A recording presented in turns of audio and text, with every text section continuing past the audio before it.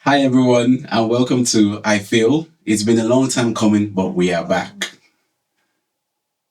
No. Okay, this is an interesting episode because we will be diving into um pregnancy in marriage and how we handled it. This is from our personal point of view, and I'll be acting as the interviewer, and she'll be the interviewee, and I'll ask a couple of questions, and based on our response, you get a picture, and then hopefully you can use the tips to Better your pregnancy. better your pregnancy journey. Okay, let's go. First question. How many weeks pregnant are you now? 29 weeks plus one. Plus one. She counts it every trimester. Third trimester. Every day. Every day. Because sincerely, every week is a new thing. Every week is a new thing. Beginning. I'm telling you. Okay. First things first. How did you feel when you heard you were pregnant? When I heard it from who? when you saw that you were pregnant. Who announced my pregnancy to me? You did test now. You say when I heard I was pregnant. When I don't know. When you found out. It's too much Nollywood film. I don't know. When you found out that you were pregnant, how did you feel? I couldn't describe the feeling though. I was very happy. I had mixed feelings initially. I mean, just because of the history we've had. But overall, I think I was excited. Were you scared very, as well? Very excited. Obviously, I was scared. Not scared because I'm pregnant, but scared because of the past history. We're not going to dive into that now. Just scared because of the previous history that we had and just hoping for the best for this one. But also, I think I did not allow the fear to like steal the excitement. So I was still very, very, very, very, very much excited. Good to know. Yes. Me too. I was excited. Joyous. I was elated.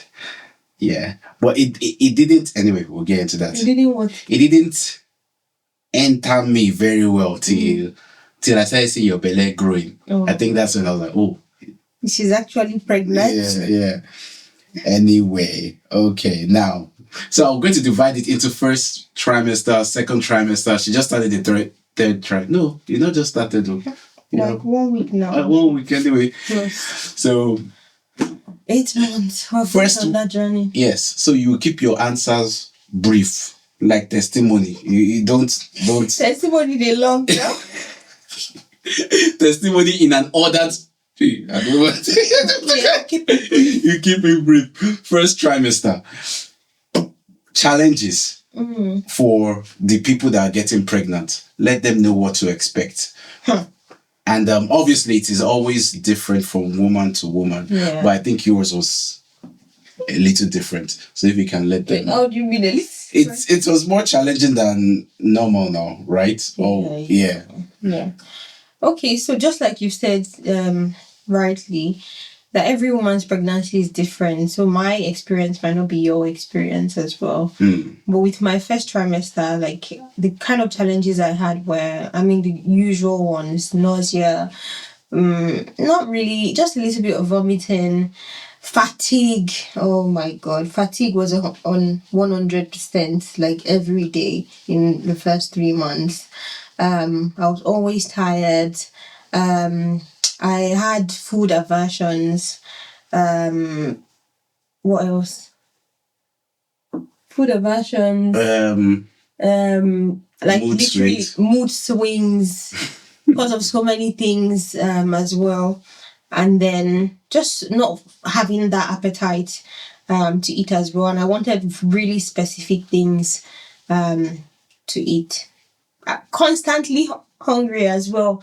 I was constantly hungry, but also I could not eat. So it was really difficult. And then I had a lot of bloating. How can I forget that one? I was always belching. The bloating was like mad, like on 100 as well. I think my first trimester was pretty difficult, and a lot of times we're going into the A&E because every single day, like something different, we're not understanding what's going on. We need to go into hospital and all of that. So it was quite challenging, and I'm thankful to God to be here. Yeah.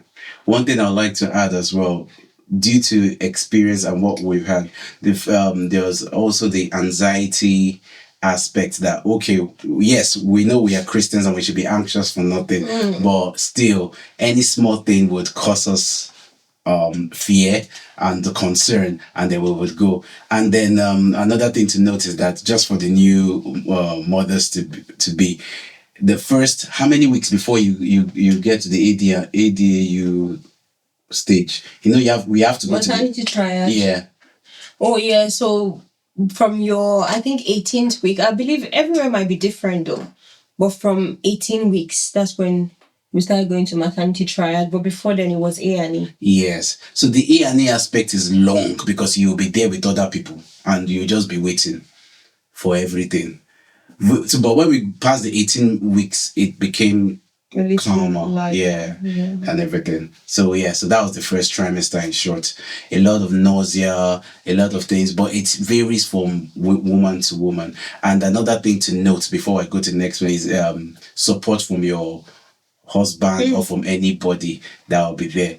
I learned the hard way, but eventually I got the grade because I didn't understand. We also, it's our first time, so I didn't know what until I learned that, okay, you actually need support in all this area. So if you're a man and you're expecting, please be very supportive of your wife. Please, she will lead it and everything. Please be very supportive. Because sometimes she's confused. She doesn't know what she wants as well, which can be difficult. Yeah. But please research. Because one thing my husband was always asking me, what do you want? What do you want? What do you want? Like when sometimes I'm crying for no reason. I don't know what I want as well. But I mean, I think just constant communication. And another thing I'll say is that little acts, like little things do matter.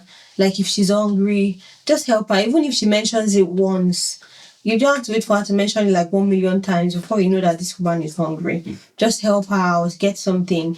And then with the cleaning as well, I think you should be able to stand up at that point to like support with things like the house chores, just things she does normally. Because at that point, for one, I didn't have energy to even bathe myself, to have a bath. Yeah, but that's how bad it gets. Like, I didn't have energy to pick up something that was stand up. If I was on the bed, I found it difficult to stand up and pick up something like literally right next to me. Round up. So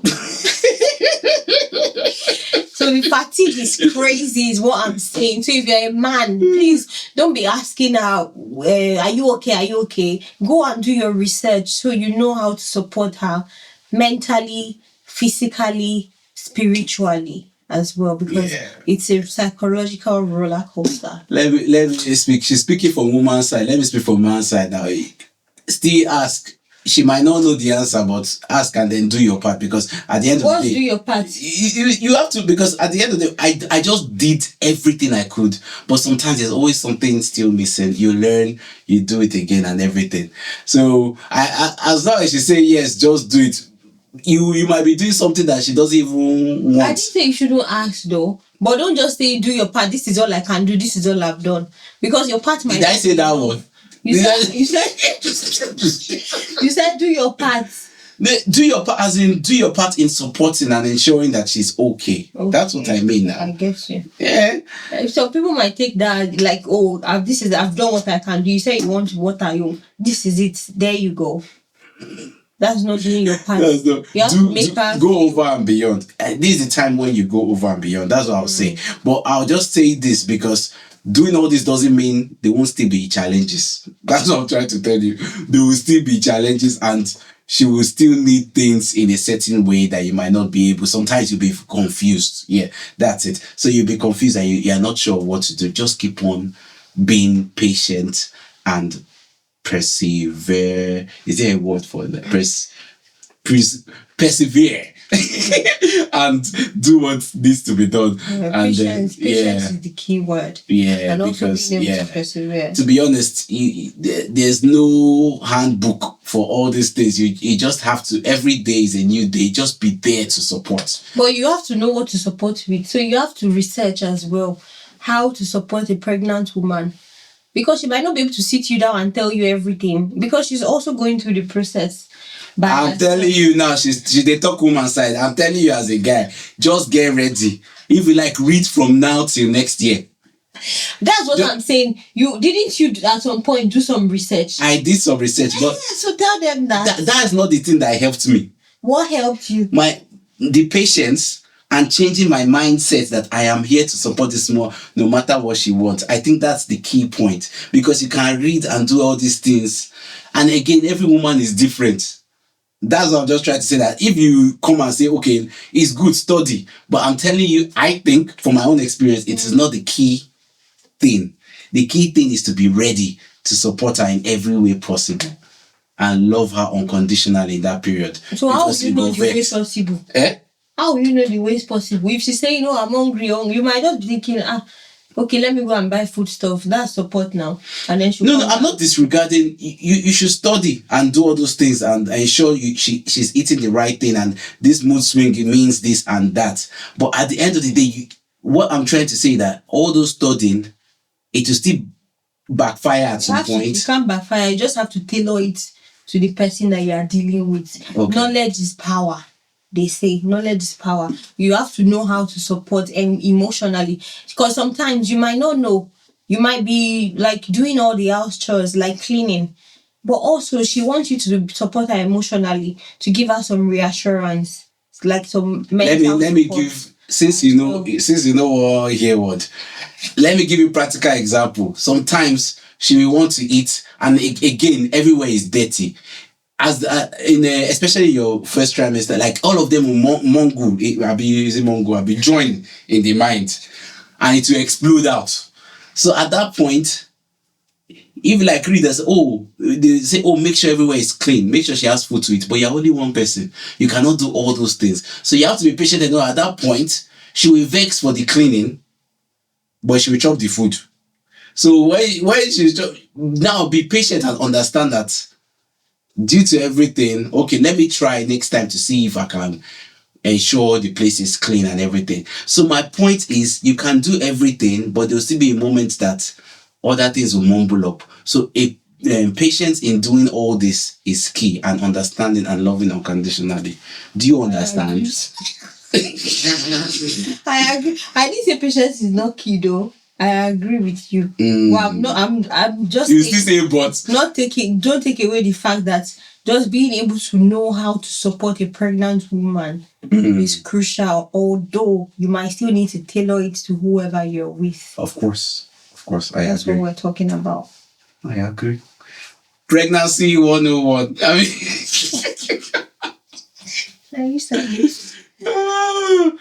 Well, yeah. Okay, quickly. How long have we spent?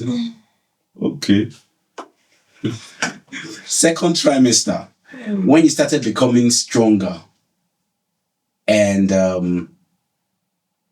things started settling a little bit, what was the change? What should people expect?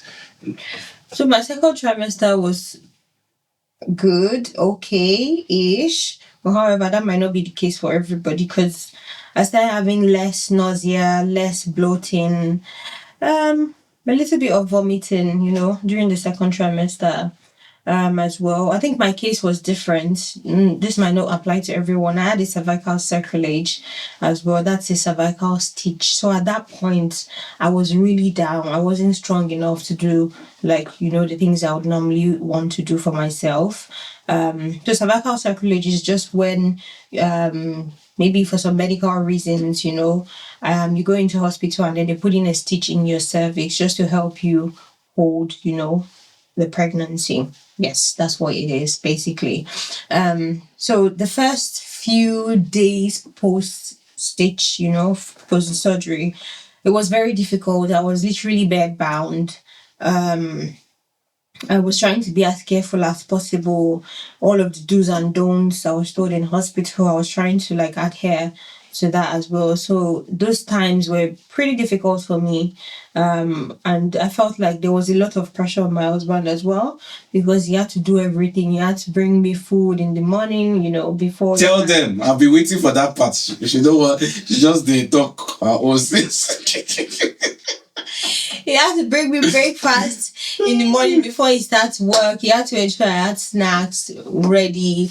He had to bring me lunch. He had to bring me dinner. Like, I couldn't even climb the staircase and all of that. So it was a pretty mixed experience. But later on, after I healed from there, started getting better. And I wanted to take off the pressure from him, because there are times where I felt bad that I was doing like almost everything in the house. So I tried my best as well. The moment I started getting strong, I started doing a couple of things. Because sometimes when you're asking someone to do things, you feel like it's a burden to them. They might respond well sometimes. Some other times they might also be tired. We're all humans. So at that point, I started trying to do things for myself. But ultimately, I think towards the end of the second trimester, it was like better. I've had like a better experience as well. Going back a little bit to before, when you had the news that because just to give a little more context, we had to always do the cervix length check. Yeah. And then it was going well until one time the number just dropped, and then we were advised, due to also the tightening you were feeling, to go for the cervical stitch and everything. So that's just to give you a summary and everything. I think I'll do like a whole episode on just this, on my cervical sacrilege experience, because I mean, so many people really need to start speaking about it. Like literally, I was doing a lot of research, and you can imagine why I saw things was literally TikTok. That's where I found information about how, like, people's experience of how the surgery went, what they expected. Some people have no idea why they were diagnosed, how they got diagnosed, and all of that. So I'm going to do like a separate edition about the cervical sacrilege, my experience and everything, post, intra, and pre. That will be needed for people in similar condition.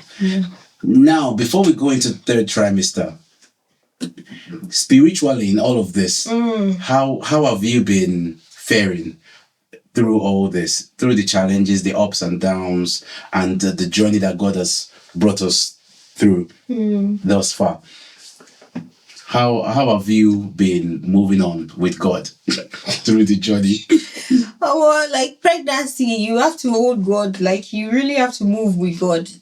I don't know if you don't move with God, how you survive like the whole pregnancy journey, because it's something sacred. It's something spiritual.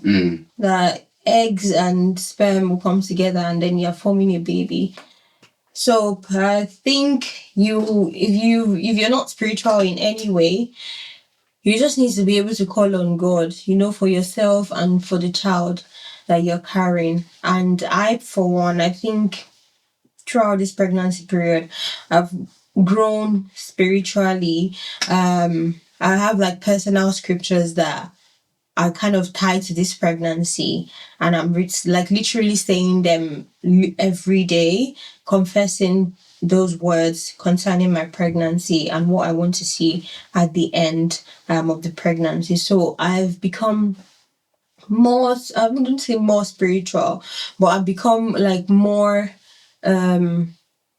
the word of God has been more intimate. I don't know if that's the right word to use. Yeah. I've grown like some form of intimacy with the word. Before, when you just read the Bible, but it's like there's no revelation. You just read and understand, oh, this is the story of Moses, this is the story of Hannah, this is the story of Elizabeth. It's not like that anymore. Like especially those scriptures that I tied to my pregnancy, like I had personal revelations about those scriptures. And when I feel like, because the beginning was very rocky, it's been like we've been very anxious, obviously, because of the past history. So whenever I have those thoughts, whenever I have those dreams, and in pregnancy, one thing I never knew is that you have vivid dreams, like dreams that feel like they are real. They feel like you're in a trance, like you're there. It's happening live. That's another symptom I forgot to mention. You have vivid dreams. So when I get things like that, there is something for me to hold on to regarding my pregnancy. So my advice to you is just try and hold on to your God. All right? Be more spiritual. Some people's your journey might be different from mine, but however, spirituality is something that pays, all around. So yeah. Amen. Amen. And finally, now that you've entered the third trimester, like, what are you looking forward to? Giving birth. Giving birth. Not to be pregnant forever.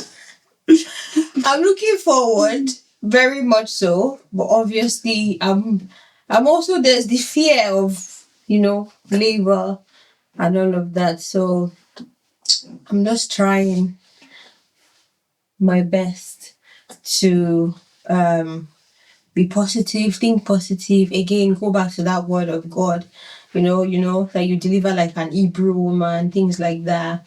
So I'm looking forward to giving birth because I want to see my baby. At the end, we'll tell you guys if it's a boy or a girl. I want to see my baby. I want to carry my baby, I've had so many thoughts about this particular child. So I'm looking forward to giving my baby too. What? My baby. Our baby. So I'm looking forward, and I'm just trying to harden my mind about that labor, just being positive about it, and also the changes that might come after we have a child. It's a new beginning, right? So yeah. Nice. Yeah, so here we have it. Our whole details. Well, there's still the sacrilege that will be spoken about in more detail in another episode. And also we'll show you guys the gender review in another episode. So let's hold it for now. Maybe you guys can guess in the comment section. Do you think it's a boy? Do you think it's a girl? Who do you think the baby might look like as well? Anyway, our last charge is just to anyone that is still expecting a baby, or anyone that is facing challenges having a baby, or whatever the case is, that God is still in the business of answering prayers, and just look up to Him, and He will do that for you. And be open to accept help. Speak with the people that know stuff. Not everybody know what they're talking about in this thing. Some people are just talking from their brain. So this is, as Blessing touched on a lot of times, you need to study and know how to go about it, and then pray as well. And another thing, my message to the fellow men out there is just to keep on being supportive and being what's that word, sensitive to how she's feeling. It's going to be out of character for you.